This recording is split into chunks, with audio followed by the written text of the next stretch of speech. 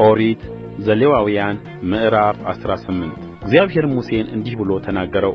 ለእስራኤል ልጆች እንዲህ ብለህ ንገራቸው፣ እኔ እግዚአብሔር አምላካችሁ ነኝ። እንደ ተቀመጣችሁበት እንደ ግብፅ ምድር ሥራ አትሥሩ። እኔም ወደ እርስዋ እንደማገባችሁ እንደ ከነዓን ምድር ሥራ አትሥሩ። በሥርዓታቸውም አትሂዱ። ፍርዴን አድርጉ፣ በእርስዋም ትሄዱ ዘንድ ሥርዓቴን ጠብቁ። እኔ እግዚአብሔር አምላካችሁ ነኝ። የሚሠራቸው ሰው በእነርሱ በሕይወት ይኖራልና ሥርዓቴንና ፍርዴን ጠብቁ። እኔ እግዚአብሔር ነኝ። ከእናንተ ማንም ሰው ኀፍረተ ሥጋውን ይገልጥ ዘንድ ወደ ዘመዱ ሁሉ አይቅረብ።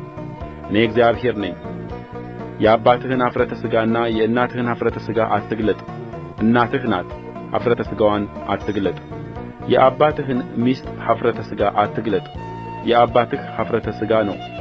የእህትህን ኀፍረተ ሥጋ አትግለጥ። የአባትህ ልጅ ወይም የእናትህ ልጅ በቤት ወይም በውጭ የተወለደች ብትሆን ኀፍረተ ሥጋዋን አትግለጥ። የወንድ ልጅህን ሴት ልጅ ኀፍረተ ሥጋዋን ወይም የሴት ልጅህን ሴት ልጅ ኀፍረተ ሥጋ አትግለጥ፣ የአንተ ኀፍረተ ሥጋ ነውና።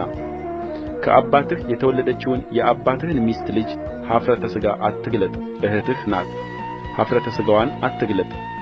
የአባትህን እህት ኀፍረተ ሥጋ አትግለጥ፣ የአባትህ ዘመድ ናት።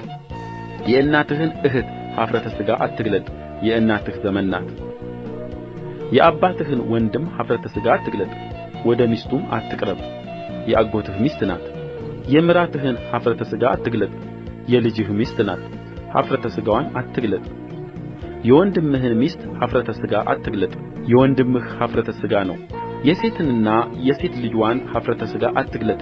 የወንድ ልጅዋን ሴት ልጅ ወይም የሴት ልጅዋን ሴት ልጅ ኀፍረተ ሥጋዋን ትገልጥ ዘንድ አትግባ፣ ዘመዶች ናቸው፣ ዝሙት ነው። ሚስትህ በሕይወት ሳለች እህትዋ ጣውንትዋ እንዳትሆን ኀፍረተ ሥጋዋን ትገልጥ ዘንድ ከእርስዋ ጋር እህትዋን አታግባ።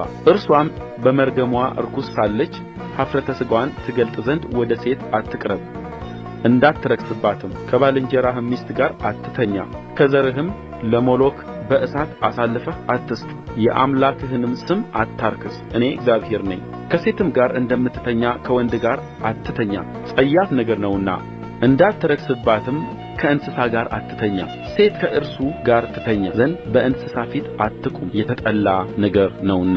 እነዚህ ሁሉ ከፊታችሁ የማሳድዳቸው አሕዛብ ረክሰዋልና በእነዚህ ነገሮች ሁሉ አትርከሱ።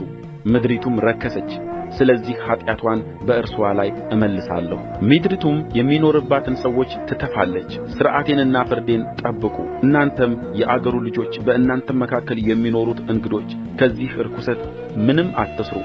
ከእናንተ በፊት የነበሩ የአገሩ ልጆች ይህን ርኵሰት ሁሉ ሠርተዋልና ምድሪቱም ረክሳለችና። ባረከሳችኋት ጊዜ ምድሪቱ ከእናንተ በፊት የነበረውን ሕዝብ እንደ ተፋች እናንተን እንዳትተፋችሁ። ከዚህ ርኵሰት ሁሉ ማናቸውን የሚያደርግ ያ ሰው ከሕዝቡ መካከል ተለይቶ ይጠፋልና።